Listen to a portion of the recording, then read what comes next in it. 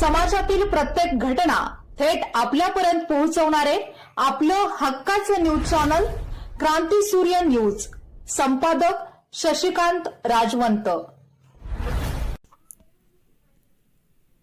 नांद्रे सांगली राज्यमार्ग 142 या मुख्य मार्गावर नवरसवाडी नवीन पुलाच्या पुढे मंगळवार दिनांक 17 फेब्रुवारी रोजी सकाळी सुमारे 11:15 वाजता खासगी प्रवासी वाहतूक करणारी वडाप चारचाकी जीप पलटल्याची घटना घडली आहे.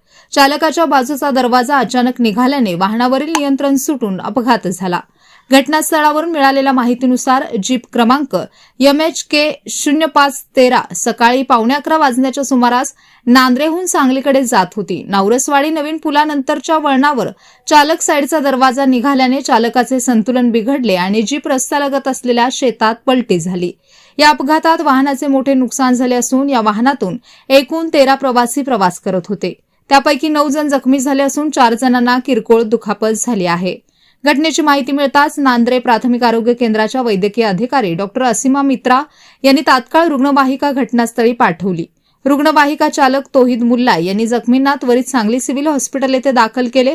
जखमींवर उपचार सुरू असून सुदैवाने कोणतीही जीवितहानी झालेली नाही. या अपघातामुळे खासगी प्रवासी वाहतुकीच्या सुरक्षेचा प्रश्न पुन्हा एकदा ऐरणीवर आला आहे.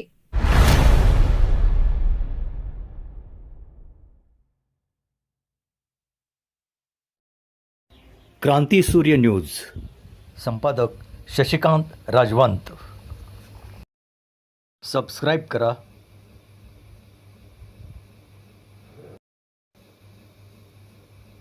बेल आयकॉनला क्लिक करा